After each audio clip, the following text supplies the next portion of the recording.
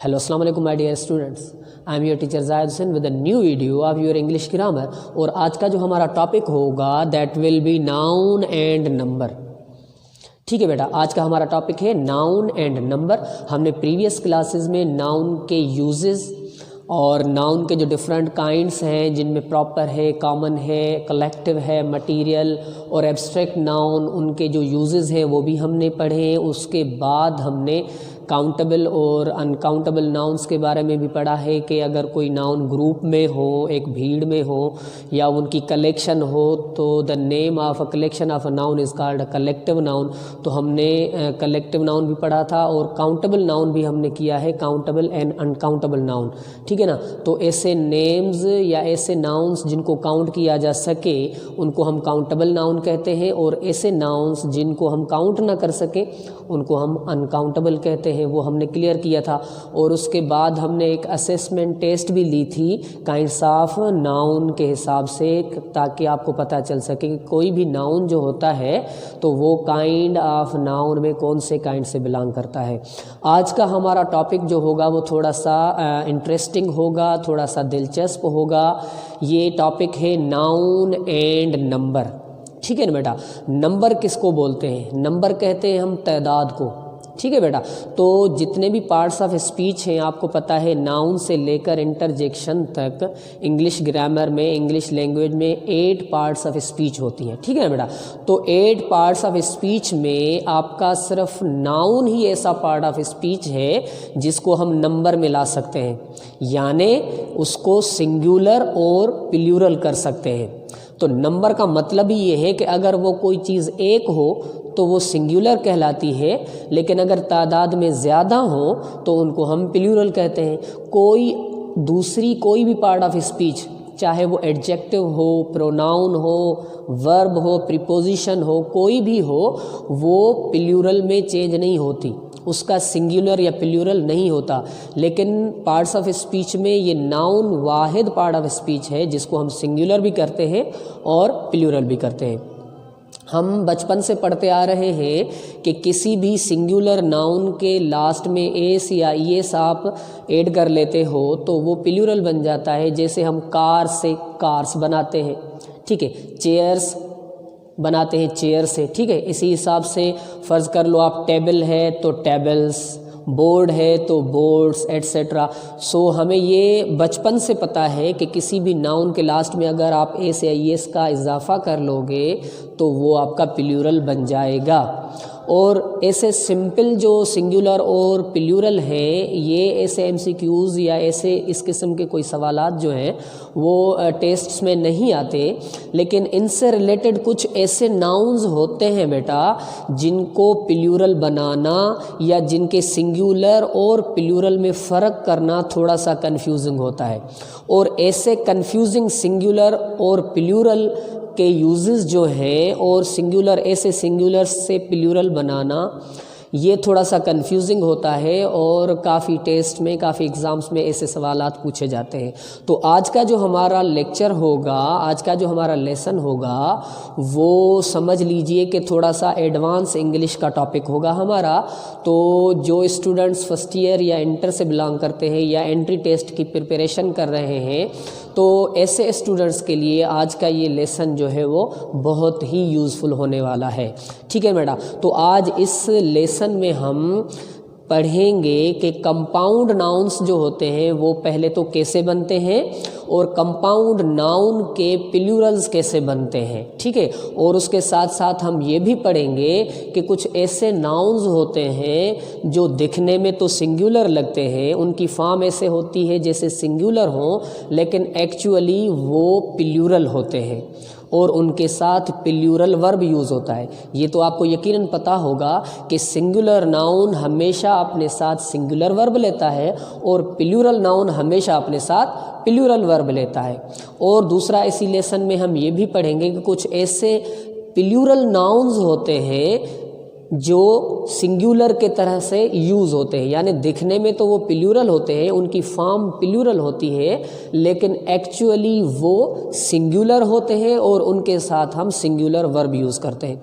और इसके साथ साथ हम कुछ ऐसे नाउन्स भी देखने वाले हैं हम अपने इस लेसन में जो कभी सिंगुलर यूज़ होते हैं और कभी वही नाउन जो है वो प्लूरल भी यूज़ होते हैं। तो ये इम्पॉर्टेंट चीज़ें हैं और फर्स्ट ईयर या इंटर या एंट्री टेस्ट की तैयारी करने वाले स्टूडेंट्स के लिए काफ़ी फ़ायदे वाला ये लेसन होने वाला है। तो आइए शुरू करते हैं हम अपना लेसन। तो हमारा पहला जो नाउन एंड नंबर में टॉपिक है दैट इज़ कंपाउंड नाउन। ठीक है ना बेटा। तो मैंने नाउन के पहले क्लास में आपको बताया था कि कंपाउंड नाउन ऐसे नाउन को कहते हैं जो दो या दो से ज़्यादा वर्ड से मिलकर बनता है। ठीक है ना बेटा। उसमें कोई एक वर्ड नहीं होता, उसमें दो या तीन वर्ड होते हैं। उनको या तो हम हाइफन के ज़रिए आपस में जोड़ते हैं या हाइफन नहीं भी इस्तेमाल करते, लेकिन उनमें दो या दो से ज़्यादा वर्ड्स होते हैं, इसीलिए हम उनको कंपाउंड नाउन कहते हैं। ठीक है ना बेटा। तो आज का ये जो पहला हमारा पार्ट है ये है कंपाउंड नाउन्स का। तो मैंने यहाँ पर 10 कंपाउंड नाउन्स लिखे हैं। ठीक है ना बेटा। इन 10 कंपाउंड नाउन्स को देखेंगे और फिर इन 10 सिंगुलर कंपाउंड नाउन्स के हम प्लूरल बनाएंगे और देखेंगे कि कंपाउंड नाउन कैसे प्लूरल फॉर्म में आता है। ठीक है ना बेटा। तो हमारा पहला जो कंपाउंड नाउन में सिंगुलर कंपाउंड नाउन है that is father in law. देख रहे हो ना बेटा। तो फादर एक वर्ड है, इन दूसरा वर्ड है, ला तीसरा वर्ड है, यानी ये ऐसा कंपाउंड नाउन है जो 3 वर्ड से मिलकर बना है। तो फादर इन लॉ हमारा कंपाउंड नाउन है और वो सिंगुलर है। फादर इन लॉ का मतलब होता है ससुर। ठीक है ना बेटा। तो फादर इन लॉ का प्लूरल कैसे बनाएंगे? बहुत सारे स्टूडेंट्स यहाँ पर रट्टा यूज़ करते हैं। आई डोंट लाइक रट्टा। तो हमें ये रट्टा लगाना या रट्टा लगाने वाले स्टूडेंट्स को लाइक नहीं करता। आप कोई भी चीज़ ना उसकी बेसिक समझा करें, उसका कॉन्सेप्ट समझा करें। ठीक है ना बेटा। तो बहुत सारे स्टूडेंट्स ऐसे करते हैं कि भाई कोई भी सिंगुलर नाउन उनको मिल गया तो उसके लास्ट में एस या एस का इजाफा करके वो प्लूरल बना लेते हैं। तो क्या उनकी ये स्ट्रेटजी यहाँ काम आएगी? अगर सपोज कर लो वो कहें कि फादर इन लॉ का प्लूरल होता है फादर इन लॉज। ठीक है ना बेटा। तो वो फादर इन लॉ के लास्ट वर्ड जो है लॉ उसको लाज कर दे, यहाँ पर फादर इन लॉज कर दे, तो क्या ये सिंगुलर अब प्लूरल हुआ? नहीं हुआ ना। तो ये बिल्कुल गलत है। इसके लास्ट में हम एस ऐड नहीं करेंगे। तो फादर इन लॉ का प्लूरल बनाने के लिए आपको पहले देखना पड़ता है कि इसमें मेन वर्ड कौन सा है। ठीक है ना बेटा।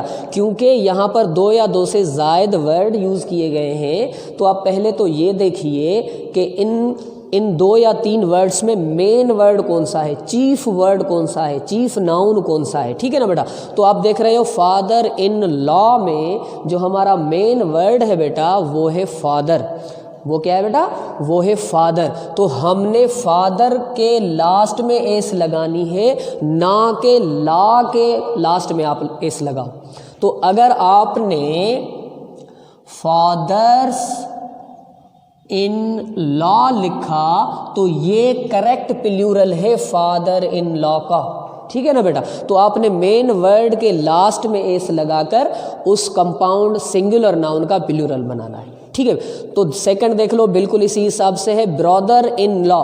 ब्रदर इन लॉ हम साले को कहते हैं, ब्रदर इन लॉ। तो यहाँ पर भी मेन वर्ड जो है वो है ब्रदर। तो हमने ब्रदर का प्लूरल बनाना है, यानी हमने करना है ब्रदर्स इन लॉ। तो हमारा प्लूरल बन जाएगा। ब्रदर इन लॉ सिंगुलर है और ब्रदर्स इन लॉ जो है वो प्लूरल है। इसी हिसाब से बेटा थर्ड आप देख लो स्टेप सिस्टर। ठीक है ना बेटा।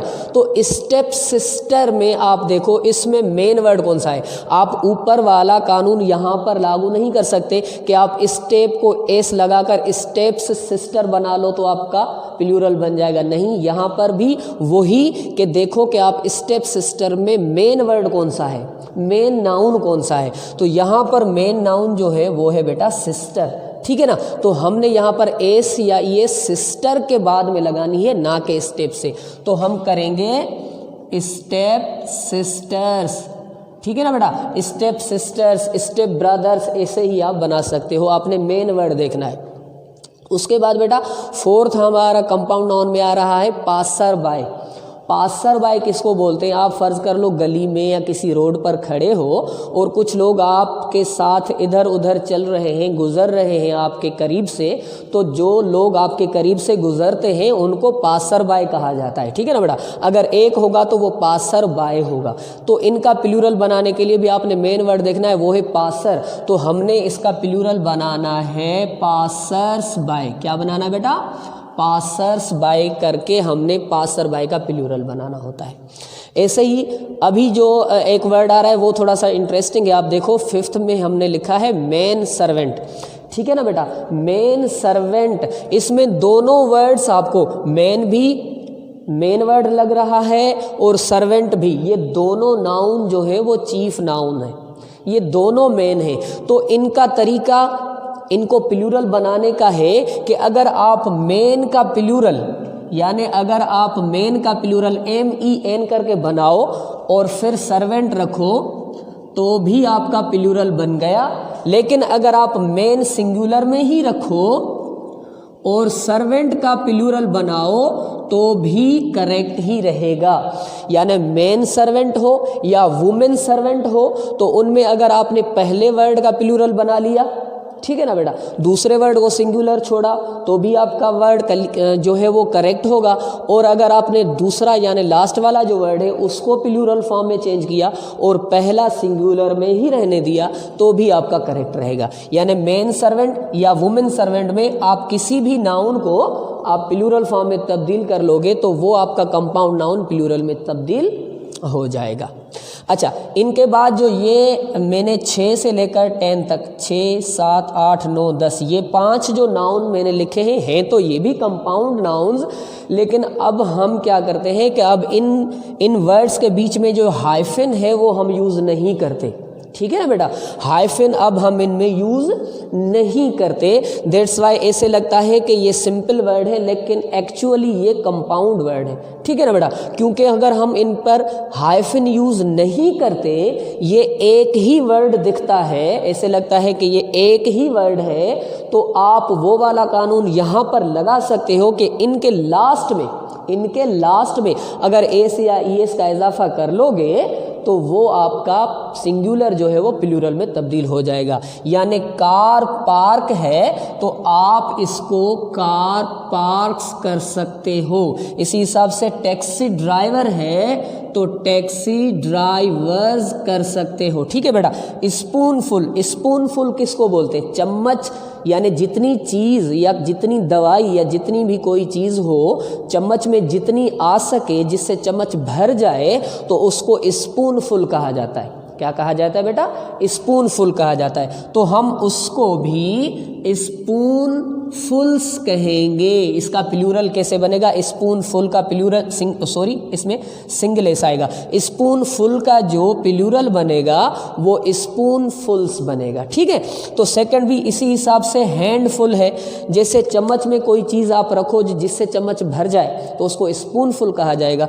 ऐसे ही कोई चीज़ आप हाथ में रखो और हाथ आपका भर जाए, जिसको हम मुट्ठी भर कहते हैं, यानी जितनी चीज़ें हाथ में आ सके, तो उसको हैंडफुल कहा जाता है। तो उसको हैंडफुल का भी अगर आप प्लूरल बनाओगे तो हैंडफुल्स बनता है। ऐसे ही लास्ट वर्ड है हमारा ब्लैक बोर्ड। ब्लैक बोर्ड जो अक्सर हमारे स्कूल्स में क्लासरूम्स में होता है, जिस पर चाक से लिखा जाता है। चाक चूँकि वाइट होता है इसीलिए वो बोर्ड जो होता है वो ब्लैक होता है, लेकिन मेरे वाला ये बोर्ड जो है वो वाइट है और ये मेरा मार्कर जो है वो ब्लैक है। तो ब्लैक बोर्ड का भी अगर आप प्लूरल बनाओगे तो वो ब्लैक बोर्ड्स बनेगा। क्या बनेगा? ब्लैक बोर्ड्स बनेगा। इनमें जो पहला वर्ड है ना उसको आप एस नहीं लगाओगे। क्लियर बेटा?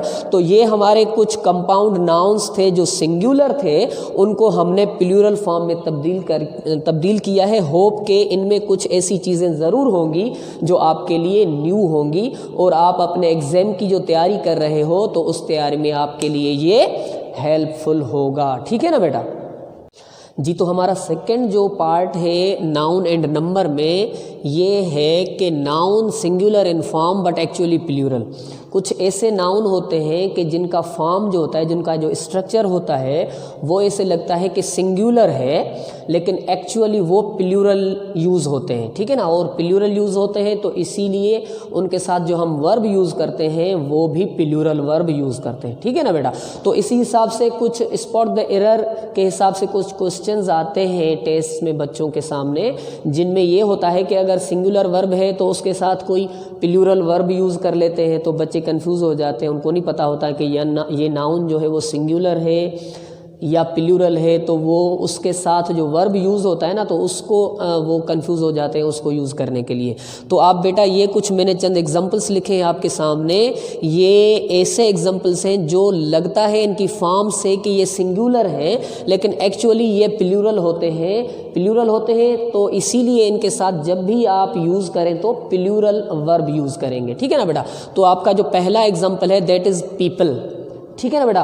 तो पीपल फॉर्म से लगता है कि इसके लास्ट में ACIS तो है ही नहीं, तो लगता है कि सिंगुलर है, लेकिन नहीं। पीपल का मतलब होता है लोग, पीपल का मतलब होता है लोग, ठीक है ना बेटा। तो पीपल ऐसे लोगों को कहा जाता है जिनमें कोई रेस, कोई कलर या कोई नेशन का डिस्टिंक्शन ना हो, ठीक है ना बेटा। किसी भी तरीके के लोग हों, किसी भी मुल्क के लोग हों, किसी भी कास्ट से, किसी भी रेस से ताल्लुक़ रखते हों, तो ऐसे लोगों को हम पीपल कहते हैं। और पीपल हमेशा जो है वो प्लूरली यूज़ होता है, इसके साथ हम प्लूरल वर्ब यूज़ करते हैं, ठीक है ना बेटा। तो ये हमेशा जब भी आप यूज़ करेंगे तो plural as a plural noun use करेंगे, और इसके साथ हम प्लूरल फॉर्म ऑफ वर्ब या प्लूरल वर्ब यूज़ करते हैं, ठीक है ना बेटा। तो पीपल हमारा प्लूरल वर्ब है, ठीक है बेटा। जैसे हम कह सकते हैं people are coming in the ground, people is coming in the ground आप कहोगे तो वो सेंटेंस गलत हो जाएगा। यानी पीपल के साथ अगर आप इज़ लगाओगे तो वो रॉन्ग हो जाएगा, अगर पीपल के साथ आप आर लगाओगे तो वो करेक्ट रहेगा, ठीक है ना बेटा।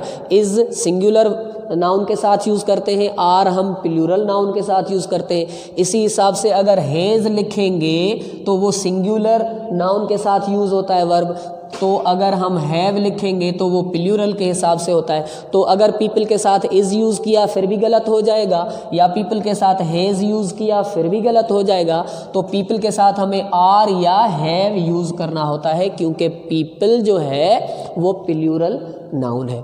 सेकेंड एग्जाम्पल देख ले बेटा। सेकेंड एग्जाम्पल है हमारे सामने कैटल, ठीक है ना बेटा।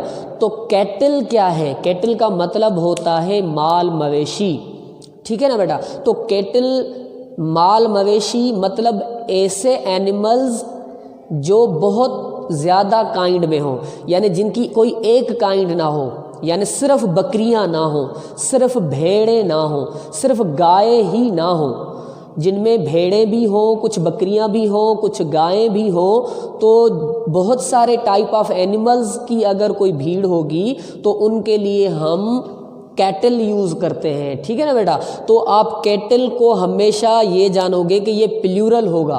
कैटल किसी एक एनिमल को, किसी भी एक एनिमल को, एक बकरी को या एक गाय को या एक भैंस को कैटल नहीं कहा जाता, ठीक है ना बेटा। जब बहुत सारे टाइप ऑफ एनिमल्स इकट्ठे हों, साथ हों, तो फिर उनको कैटल कहा जाता है, ठीक है ना। तो क्लियर हो गया कि कैटल बहुत सारे एनिमल्स को कहा जाता है ना, तो ग्रुप ऑफ एनिमल्स हो गया ना। तो जाहिर सी बात है ये हमारा प्लूरल नाउन है, और इसके साथ हमने वर्ब भी प्लूरल यूज़ करना है। अगर आप लिखो कि cattle is grazing in the field, तो आपका ये सेंटेंस रॉन्ग हो जाएगा, क्योंकि कैटल प्लूरल नाउन है तो उसके साथ हम इज़ यूज़ नहीं कर सकते। हमें यूज़ करना होगा कैटल और, ठीक है ना बेटा। कैटल आर ग्रेजिंग, ग्रेजिंग का मतलब होता है घास चरना। Cattle are grazing in the field, ठीक है ना बेटा। तो मवेशी, आप क्या, ये सेंटेंस क्या है? Cattle are grazing in the field, यानी मवेशी ज़मीन पर या फील्ड में घास चर रहे हैं। तो कैटल के साथ हमने हमेशा प्लूरल वर्ब यूज़ करना है, क्योंकि कैटल प्लूरल नाउन है। थर्ड एग्जाम्पल देख ले बेटा, कैवलरी, ठीक है बेटा। थर्ड एग्जाम्पल है हमारा कैवेलरी। कैवेलरी किसको बोलते हैं? कैवेलरी एक फौज होती है, एक किस्म की फौज होती है। ये ऐसी फौज होती है जो पहले ज़मानों में जो फ़ौज हुआ करती थी वो कुछ ऐसी फ़ौज होती थी जो पैदल लड़ती थी या पैदल चलती थी किसी दूसरे अपने दुश्मन पर हमला करने के लिए, और कुछ फ़ौज ऐसी होती है जो घोड़ों पर सवार होकर जो है वो अपने दुश्मन पर हमला करते हैं। तो अगर कोई ऐसी फ़ौज जो पैदल लड़ती है तो उसको इन्फेंट्री बोला जाता है, ठीक है ना बेटा। यानी इन्फेंट्री हम कहते हैं द सोल्जर्स ऑन फुट, तो इन्फेंट्री का मतलब है द सोल्जर्स ऑन फुट, और कैवेलरी का मतलब है द सोल्जर्स यानी ऐसे सिपाही ऑन हॉर्सेस जो घोड़ों पर हों, घोड़ों पर सवार होकर अगर वो कहीं जंग करने जा रहे हैं तो ऐसी फौज को हम कैवेलरी बोलते हैं, ठीक है। लेकिन अगर soldiers the soldiers on foot, अगर पैदल हैं सिपाही, कोई फौज सोल्जर्स पैदल हैं तो उनको इन्फेंट्री बोला जाता है। लेकिन आप ये याद रख लो कि कैवेलरी या इन्फेंट्री किसी एक सिपाही को नहीं कहा जाता, किसी एक सिपाही, किसी एक बंदे को नहीं कहा जाता। ये हमेशा ग्रुप ऑफ सोल्जर्स होते हैं। लेकिन इनके साथ साथ आप ये भी याद रखो कि कैवेलरी बहुत सारे सोल्जर्स होते हैं जो घोड़ों पर हों, और इन्फेंट्री बहुत सारे सोल्जर्स होते हैं जो ऑन फुट हों, पैदल हों, ठीक है ना। तो ऐसे ये दोनों नाउन हमारे प्लूरल हुए। क्या हुए बेटा? प्लूरल है। कैवेलरी और इन्फेंट्री दोनों प्लूरल नाउन्स हैं, इसीलिए इनके साथ हम हमेशा प्लूरल वर्ब यूज़ करते हैं, यानी आर यूज़ करेंगे या हैव यूज़ करेंगे।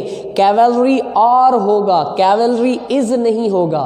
इसी हिसाब से कैवेलरी हैव होगा, कैवेलरी हैज़ नहीं होगा। सेम यही फार्मूला आप इन्फेंट्री पर भी लगा सकते हो। तो कैवेलरी या इन्फेंट्री ये दोनों नाउन ऐसे हैं जो हमेशा प्लूरल होते हैं और उनके साथ हम प्लूरल वर्ब यूज करते हैं। क्लियर बेटा? उसके साथ फिफ्थ आप देख लो पीजेंट्री, ठीक है ना बेटा। पीजेंट्री, पीजेंट कहते हैं एक किसान को, कोई किसान हो तो उसको पीजेंट कहा जाता है, ठीक है ना बेटा। तो पीजेंट्री बहुत सारे किसानों को कहा जाता है। अगर बहुत ज़्यादा किसान हो तो उनको पीजेंट्री कहा जाता है। तो पीजेंट्री भी कैवेलरी या इन्फेंट्री की तरह प्लूरल नाउन है और इसके साथ भी हम प्लूरल वर्ब यूज़ करेंगे। वो आर भी हो सकता है या हैव भी हो सकता है, क्योंकि प्लूरल नाउन है तो हम इसके साथ प्लूरल वर्ब ही यूज़ करते हैं। अगर सिंगुलर वर्ब कहीं पर यूज़ होगा तो वो सेंटेंस गलत होगा, वो आपका एरर होगा। क्लियर बेटा? लास्ट वर्ड देख ले बेटा, दैट इज फोक। फोक किसको बोलते हैं बेटा? फोक बोलते हैं कॉमन पीपल को, यानी कॉमन पीपल यानी आम लोग, सादा से लोग हों, आम लोग हों। तो बहुत सारे आम लोगों को, बहुत सारे सादा किस्म के लोगों को आप फोक बोल सकते हो, ठीक है ना बेटा। तो फोक भी एक बंदे को नहीं कहा जाता, बहुत सारे लोग सादा हों, बहुत सारे सिंपल पीपल हों, कॉमन पीपल हों तो उनको हम फोक कहते हैं। तो फोक भी हमारा प्लूरल नाउन है और इसके साथ भी हम हमेशा प्लूरल वर्ब यूज़ करते हैं। तो बेटा ये कुछ एग्जाम्पल्स हैं, ऐसे नाउन्स हैं जो फॉर्म में तो सिंगुलर लगते हैं लेकिन ये हमेशा प्लूरल होते हैं और इनके साथ हम प्लूरल वर्ब यूज़ करते हैं। इसी किस्म से कुछ क्वेश्चंस जो है वो आपके एंट्री टेस्ट में भी आ जाते हैं जिनमें कुछ एरर्स होते हैं कि कभी कभी ये जो प्लूरल एक्चुअली प्लूरल नाउन्स हैं इनके साथ कोई सिंगुलर वर्ब यूज़ होता है और स्टूडेंट्स यहाँ पर कंफ्यूज हो जाते हैं कि हम फोक के साथ इज़ यूज़ करेंगे या आर यूज़ करेंगे, कैवेलरी के साथ इज़ यूज़ करेंगे या आर यूज़ करेंगे। तो होप कि इस वीडियो को देखने के बाद आपकी ये कन्फ्यूजन जो है वो दूर हो जाएगी। तो नाउन एंड नंबर में जो थर्ड पार्ट है बेटा, ये थर्ड पार्ट में हम कुछ ऐसे नाउन्स देख रहे हैं जो प्लूरल इन फॉर्म होते हैं, यानी उनका स्ट्रक्चर या उनकी फॉर्म ऐसी होती है कि प्लूरल लगते हैं बट सिंगुलर इन यूज़, लेकिन वो एक्चुअली सिंगुलर होते हैं और यूज़ भी सिंगुलरली होते हैं। तो उनके साथ भी हम जब भी यूज़ करेंगे तो कोई सिंगुलर वर्ब यूज़ करेंगे। तो इनमें बेटा कुछ गेम्स होती हैं, कुछ गेम्स के नेम्स होते हैं जो, तो गेम तो कोई भी होगी तो वो सिंगुलर ही होगी ना। तो गेम्स के कुछ ऐसे नेम्स होते हैं, कुछ ऐसी डिजीज़ होती हैं, बीमारियां होती हैं, बीमारियों के नेम होते हैं, या कुछ सब्जेक्ट्स के नेम होते हैं जो फॉर्म तो उनकी ऐसे लगता है कि जैसे प्लूरल है लेकिन एक्चुअली वो सिंगुलर होते हैं और उनके साथ हम सिंगुलर वर्ब यूज़ करते हैं। तो गेम्स में देख लीजिए बेटा, कुछ ऐसी गेम्स होती हैं जैसे टेनिस, चेस गेम का नाम है, ड्रॉट्स या आप स्नूकर्स कह लें तो ड्रॉट्स ये गेम है, बिलियर्ड्स भी एक गेम है।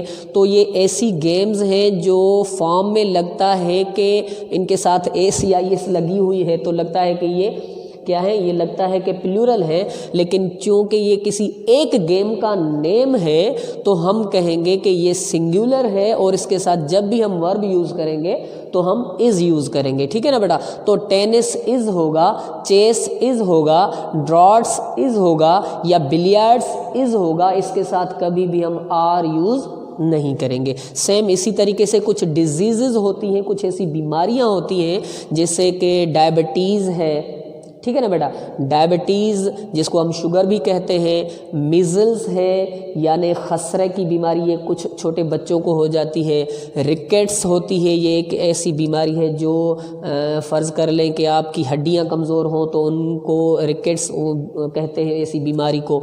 और रेबीज़ आप बखूबी जानते होंगे कि अगर कोई पागल कुत्ता या कोई पागल जानवर अगर काट लेता है तो उसके बाद रेबीज़ की बीमारी हो जाती है। तो ये ऐसे नेम हैं कि लगता है कि ये प्लूरल है लेकिन एक्चुअली क्योंकि ये एक बीमारी का नेम है तो ये भी सिंगुलरली यूज़ होगा। इसके साथ डायबिटीज़ इज़ या मीज़ल्स इज़ या सिंगुलर वर्ब इनके साथ यूज़ करेंगे हम, कभी भी इनके साथ कोई प्लूरल वर्ब यूज़ नहीं करेंगे। तो ऐसे ही कुछ सब्जेक्ट्स होते हैं हम पढ़ते हैं, जैसे सब्जेक्ट्स के नेम्स होते हैं, फिज़िक्स होता है, पॉलिटिक्स है, मैथमेटिक्स है, इकोनॉमिक्स है या इथिक्स है।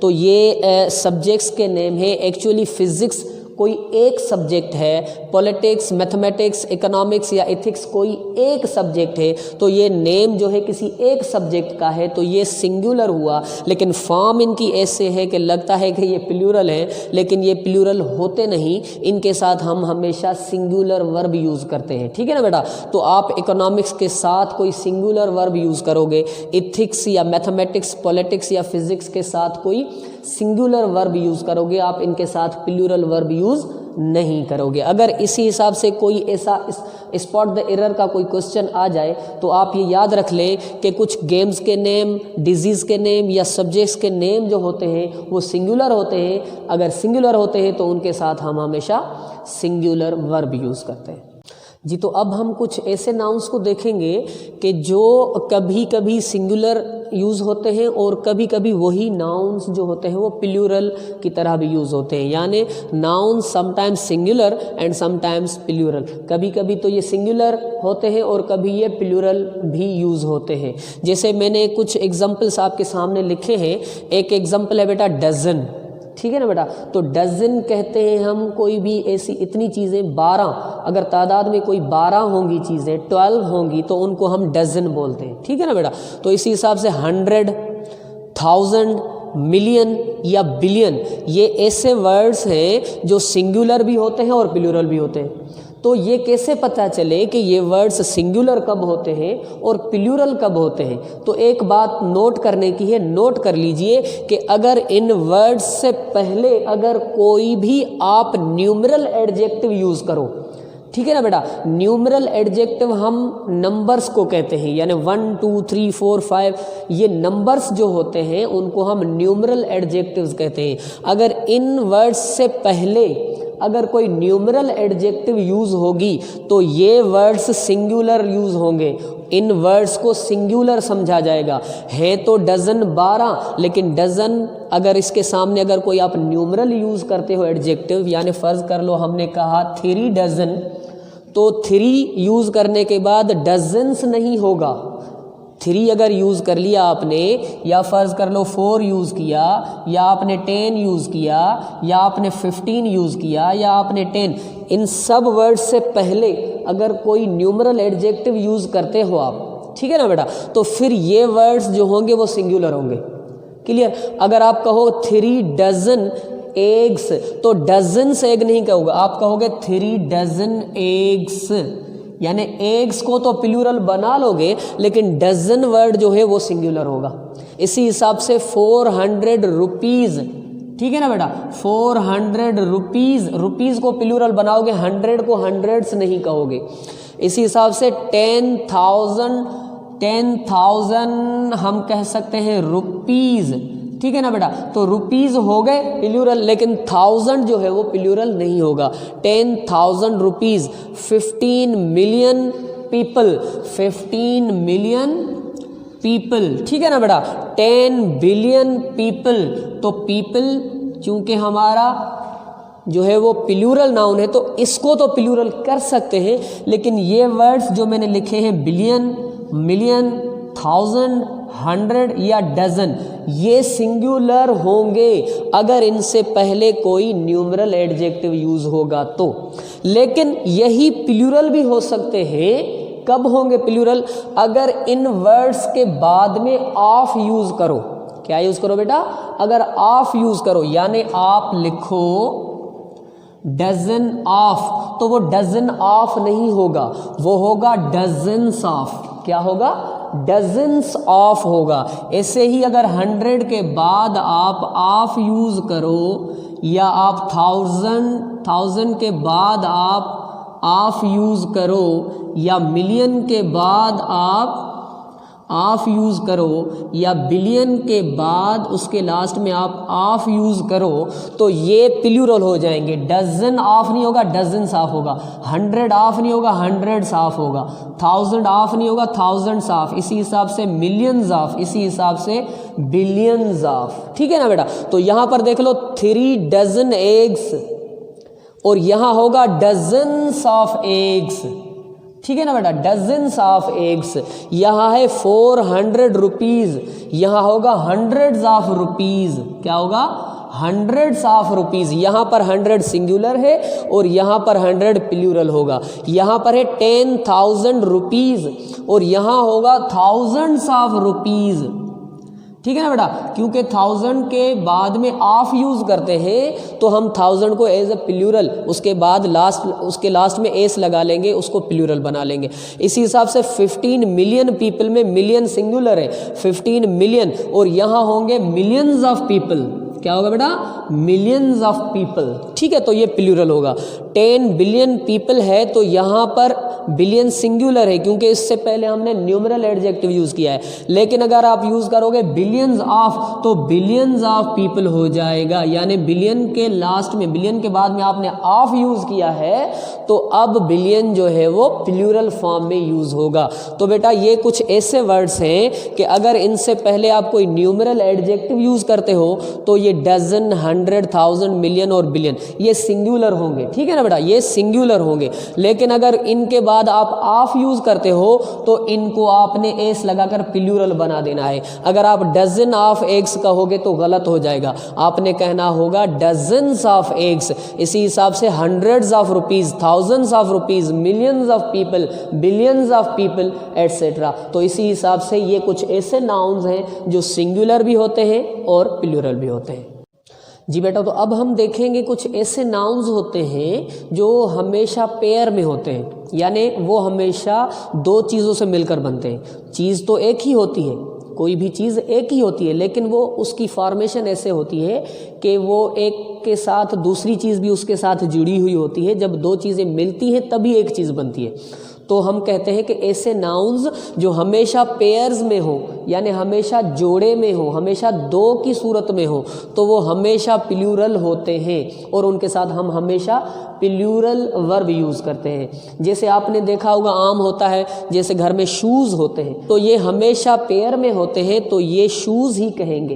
ठीक है ना, इनको क्या कहेंगे, शूज़। वैसे तो दो जूते होते हैं लेकिन एक साथ होते हैं, इसीलिए हम उनको शूज़ कहते हैं, ठीक है ना। तो ये हमेशा प्लूरल यूज़ होंगे, शूज़ आर होगा, शूज़ इज़ कभी भी नहीं होगा। इसी हिसाब से जीन्स है, इसी हिसाब से ट्राउज़र्स है, ठीक है ना बेटा, शॉर्ट्स है, ये हमेशा दो की सूरत में होता है, जीन्स हो, ट्राउज़र हो, शॉर्ट्स हो, तो एक हिस्से में एक टांग होती है, दूसरे में दूसरी टांग होती है, तो ये हमेशा जोड़े में होते हैं। अगर एक ना हो, एक काट दी जाए तो दूसरी किसी भी काम की नहीं होती। इसीलिए शूज़, जीन्स, ट्राउज़र्स या शॉर्ट्स ये क्लॉथिंग होती है हमारी, तो ये हमेशा जो होते हैं वो पेयर में होते हैं।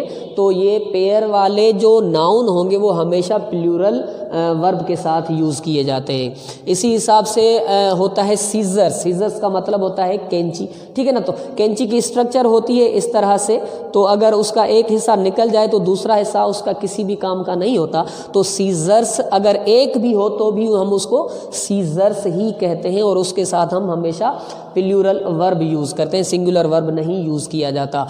ग्लासेस हैं या स्पेक्टेकल्स हैं, इनको हम कहते हैं भाई चश्मा जो हम लगाते हैं, तो ये भी हमेशा एक आंख के लिए एक होता है, दूसरे के लिए दूसरा होता है, लेकिन एक साथ होते हैं तो हम उनको ग्लासेस या स्पेक्टेकल्स कहते हैं। कभी भी ग्लास या स्पेक्टेकल नहीं कहा जाता। तो ये पेयर में होते हैं, इसीलिए इनके साथ भी हमने प्लूरल वर्ब यूज़ करना होता है। या आप देख लें सॉक्स होते हैं, सॉक्स, तो जो जुराब होते हैं, हम शूज़ पहनने से पहले सॉक्स जो है वो पहनते हैं, तो ये भी दोनों एक साथ होते हैं, जोड़े में होते हैं, तो इनको भी हम प्लूरल वर्ब के साथ यूज़ करेंगे। सॉक्स आर कहेंगे, सॉक्स इज़ नहीं कहेंगे। या टोंग्स होता है, टोंग्स किसको बोलते हैं बेटा, कोई ऐसा चिमटा नहीं होता, जैसे कोई भी चीज़ उठाने के लिए चमटा यूज़ करते हैं हम, ये किचन में होता है। एक्चुअली अम्मा को पता होगा कि ये चमटा क्या होता है, तो उसको टोंग्स बोलते हैं। उसका भी स्ट्रक्चर ऐसे होता है कि उसके भी दो हिस्से होते हैं, कोई भी चीज़ उठाने के लिए,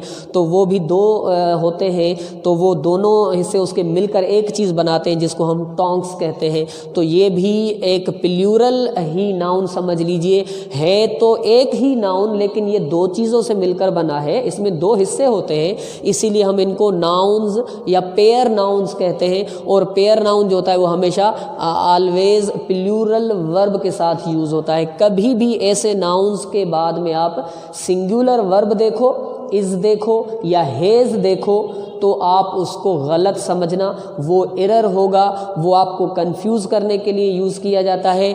आप हमेशा ऐसे नाउन्स के लास्ट में जो है वो वर्ब प्लूरल यूज़ करो। तो होप बेटा कि मेरी इस क्लास जो नाउन एंड नंबर क्लास है, इसमें से बहुत सारी दिलचस्प और बहुत सारी न्यू चीज़ें या न्यू मालूमात, न्यू इन्फॉर्मेशन आपको ज़रूर मिली होगी। होप कि आपने ये वीडियो एंजॉय किया होगा। अगर आपको ये वीडियो अच्छा लगता है, इन्फॉर्मेटिव लगता है, तो इसको लाइक कीजिए, इसको शुरू से लेकर आखिर तक देखिए, बार बार देखिए। कोई भी चीज़ आपको समझ में नहीं आ रही तो उसको बार बार देखिए, ताकि वो आपको चीज़ जो है वो क्लियरली, वो टॉपिक आपका क्लियर हो जाए, समझ में आ जाए। और ये वीडियो इन्फॉर्मेटिव लगती है आपको तो अपने दोस्तों के साथ शेयर कीजिए। जितने सारे भी आपके दोस्त हैं, सब दोस्तों को ये सेंड कर दीजिए, सब दोस्तों को इस वीडियो की लिंक भेज दें और उनको कहें कि ये वीडियो देखें, ताकि बहुत से बच्चे, जितने भी आपके फ्रेंड्स हैं या जितने भी बच्चे हैं, वो सब जो है वो ये इन्फॉर्मेशन अपने पास सेव कर ले। और कभी भी अगर टेस्ट में, किसी एग्जाम में उनके साथ कोई ऐसा क्वेश्चन आ जाए, उसमें वो कंफ्यूज नहीं होंगे और वो बआसानी कोई भी टेस्ट या कोई भी एग्ज़ाम पास कर लेंगे।